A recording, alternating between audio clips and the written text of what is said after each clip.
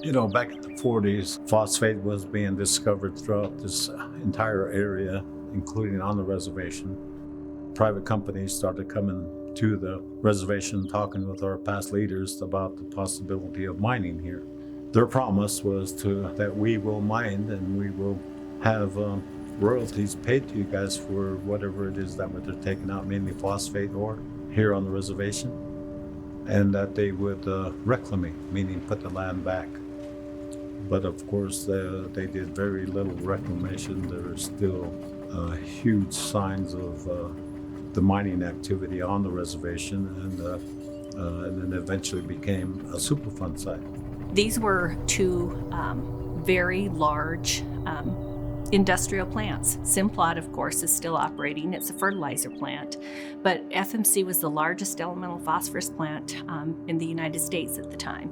What we have here on the reservation, the Eastern Mashad Flats Superfund site, is approximately 2,000 acres in size and expanding. The reason I say is expanding is that we found groundwater contamination coming on to tribal property, and we found it just to the southeast, expanding towards the city of Pocatello. This contaminants that we have now, they're going to last for 10,000 years. That's the life of these contaminants that they're having. It's a very long, long time for you to live within your land that they created, and they failed to do anything about it. This is nothing more different than the Love Canal. That's what started Superfund. We don't want our future generations having to worry about where they're putting their homes. Deadly chemicals seeping out of an abandoned waste dump called the Love Canal are blamed for health problems ranging from nervous disorders to birth defects.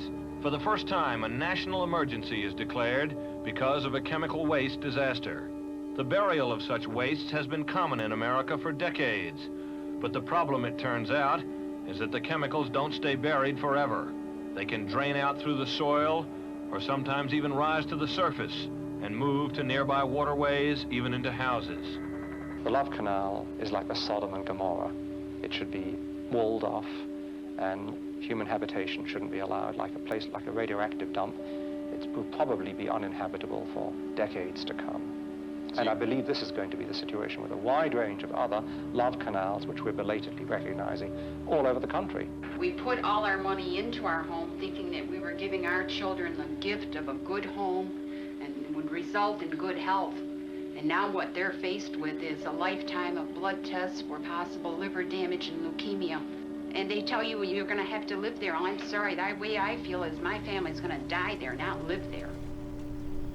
When industry's operating, it's there. But when they cover it up, they cover up these ponds and they replant grasses on it, nobody will know what's underneath those ponds and that we've got waste under there and gases seeping out.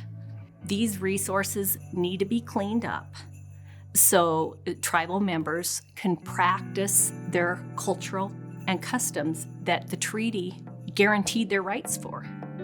And that's really important for the federal agencies to understand. We've been in several litigations, we've been in several discussions, we've been in mediations with a lot of the industry. We're not fighting with guns anymore. We're not fighting with arrows or spears. We're not fighting that way. We're fighting words to equal their words so that we can get our point across to them. We shouldn't have to live with this for 10,000 years. We shouldn't have to live with this for 1,000 years. We shouldn't even have to live with this for 50 years. Things can be done. There is technology out there to take care of all of their problems. We've searched and we found technology out there from big companies that can say that these things can be done. But the resistance of a lot of this stuff is still going on.